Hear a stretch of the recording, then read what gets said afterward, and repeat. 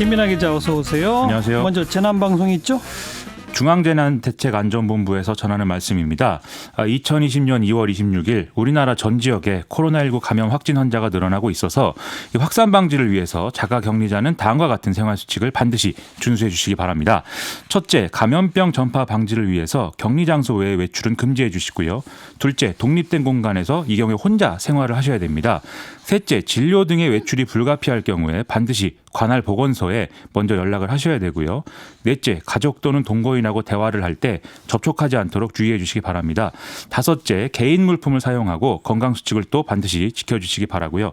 참고로 격리장소에서 무단 이탈한다든지 격리를 거부하는 등의 어떤 위반 사항이 발생하면 관련 법에 따라서 300만 원 이하의 벌금이 부과될 수 있습니다. 이와 같은 내용은 중앙재난안전대책본부에서 알리는 내용입니다. 네. 자, 오늘 시사위키 첫 번째 항목은요. 꼼수냐 묘수냐입니다. 어떤 소식이에요?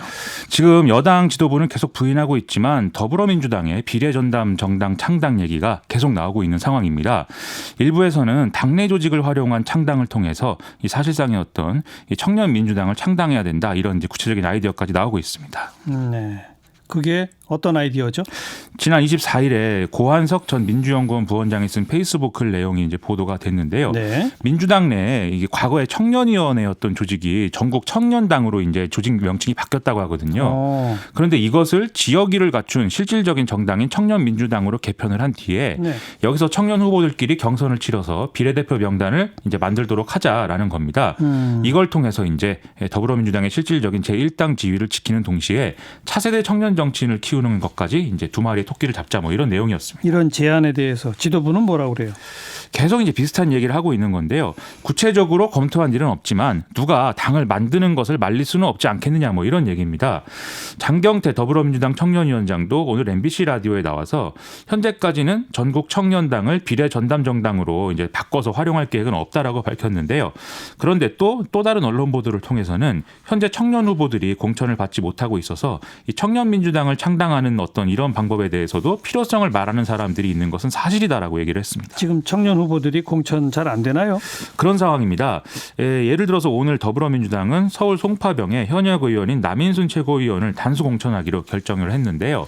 이렇게 함으로써 이 지역에서 컷오프된 사람이 이제 여선홍 전 청와대 청년소통정책관인데 뭐 대표적인 청년 정치인이다, 뭐 이런 평가를 받고 있는 상황이었죠.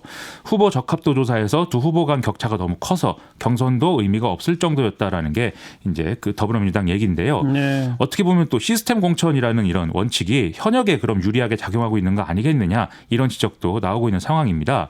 그래서 그렇지 않아도 지금 청년이 정치에 참여할 수 있도록 좀 키우겠다, 이런 당 지도부의 약속이 보장되고 있지 않다, 이런 불만들이 커지고 있는 상황인데요. 지금 오늘의 이 결정이 또 일종의 방아쇠가 될 가능성이 있는 거 아니냐, 이런 우려도 나오고 있습니다. 뭐 꼭 청년민주당 방식이 아니더라도 비례민주당 필요하다는 얘기도 쭉 이어지죠? 그렇습니다. 오늘 이근영 더불어민주당의 전략기획위원장이 자신들이 비례대표 관련해서 처해 있는 상황은 워낙 심각하다면서 의석수가 이렇게 되면 비례대표를 통해서 얻는 의석수가 6개도 안 될 위험이 있다라고 이제 발언을 하면서 이 비례민주당 필요성을 얘기를 했습니다. 그리고 송영길 의원도 최근에 라디오 방송 나와서 비례정당 창당 가능성에 대해서 심각하게 고민하는 중이라면서 미래한국당이라는 반칙을 뻔히 보고도 당해야 되는 건 아니지 않느냐, 뭐 이렇게 얘기를 한 바 있는데요. 또 출마 여부를 계속 저울질하고 있는 정봉주 전 의원의 경우에도 페이스북을 통해서 꿈꾸는 자를 참칭하는 자들이 판치는 정치판을 한 번쯤 바꾸는 게 좋겠다라면서 제3의 길을 제안하는 시간을 갖겠다라고 얘기를 하는데 이것도 이제 비례민주당 창당 주장으로 해석이 되고 있습니다. 네. 더불어서 무소속인 손혜원 의원도 같은 주장을 하고 있는 상황입니다. 이쯤 되면 어쨌든 결론이 이제 내려야 되는 거 아니에요? 그렇죠. 오늘 나온 보도를 쭉 보면 더불어민주당은 비례대표 전담정당 창당 절차나 그를 통해서 확보할 수 있는 의석수 등에 대해서 비공식적인 검토를 끝마쳤다, 뭐 이런 얘기가 나오고 있습니다. 그래서 이것과 관련한 여러 시나리오들이 얘기가 나오고 있는데 일정에 대해서는 다음 달 초에 창당을 완료하고 이제 중순 정도의 비례대표 후보를 선출을 하면 총선 후보 등록 스케줄을 맞출 수 있다, 이렇게 봤다는 것이고요. 그래서 이런 일정을 고려할 때 다음 달 초까지는 그러면 창당 여부를 결정을 하도록 하자, 뭐 이런 얘기가 나왔다고 합니다. 창당이 전부가 아니잖아요. 미래한국당 그 쪽을 봐더라도 현역 의원들을 보내야 당적 옮겨야 뭐 번호를 받을 수 있잖아요. 그렇죠. 이게 투표용지에서 이 비례전담 정당이 몇 번째에 위치하게 만들 거냐 그러니까요. 이걸 우선 판단해야 될 건데요. 예. 그러면 그걸 위해서는 또 의원을 그러면 그 당에 몇 명을 보내야 되는 것인지 보낸다면 누구를 보내는 것인지 그러니까요. 이런 것들을 당이 이제 판단해야 되는 필요가 있는 것이죠. 여기다가 비례대표 후보를 정리해야 된다 이 문제도 있는데요. 더불어민주당은 이미 후보 공모를 포함해서 비례대표 경선 절차에 착수를 한 상황이거든요. 다음 주부터는 면접을 비롯해서 일정들이 쭉 진행이 되는데 이런 상황에서 이제 비례전담 정당을 창당하게 되면 이 비례대표 후보들을 위성정당으로 이렇게 보내는 것인지 아니면 혼란을 감수하고서라도 양당이 따로따로 뭐 비례대표 후보를 내는 것인지 예. 이런 문제가 생기기 때문에 쉽지 않은 상황입니다. 그러니까 현실적으로 쉽지 않고 명분도 없고 그렇죠. 그래서 안 된다는 목소리도 또 강력하죠. 그렇습니다. 예를 들어 이제 비례대표 공천관리위원장을 맡고 있는 우상호 의원의 경우에는 오늘 언론을 통해서 이 비례정당 창당이라는 게 말만 무성하지 실제 진행되는 것도 없고 명분도 없어서 반대를 한다. 이렇게 얘기를 했습니다. 그래서 이런저런 의견이 나오는 거에 대해서도 총선을 앞둔 상황에서 불안감을 토로하는 정도일 뿐이지 실제 논의를 진행하고 있는 당내 인사는 없다. 이렇게 얘기를 했는데요. 또 외곽에서의 창당 논의 이런 것들에 대해서도 뭐 창당이라든지 공천 심사를 해본 일이 없는 외부인들이 의견 교환을 하는 수준이기 때문에 당 지도부가 나설 필요도 없다. 이렇게 좀 상황을 일축하고 있습니다. 자, 시사비키 두 번째 항목은요. 이제부터 인구 절벽입니다. 출산율 또 떨어졌죠? 통계청이 작년 인구 동향 조사 결과를 내놨는데요. 작년에 이제 합계 출산율은 0.92명으로 사상 최악이었던 전년도의 0.98명보다 더 떨어진 것으로 파악이 됐습니다. 즉 역대 최저 기록을 갱신한 건데요.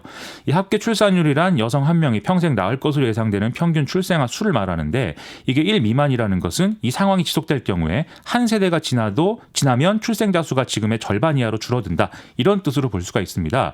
지금 전문가들은 국가의 존속에 필요한 인구 유지를 위해서 출산율이 2.1명은 돼야 된다. 이렇게 보고 있어서 우려가 상당합니다. 네. 그 한 20대, 30대가 지금 거의 애를 안 낳는다 이거죠? 그렇습니다.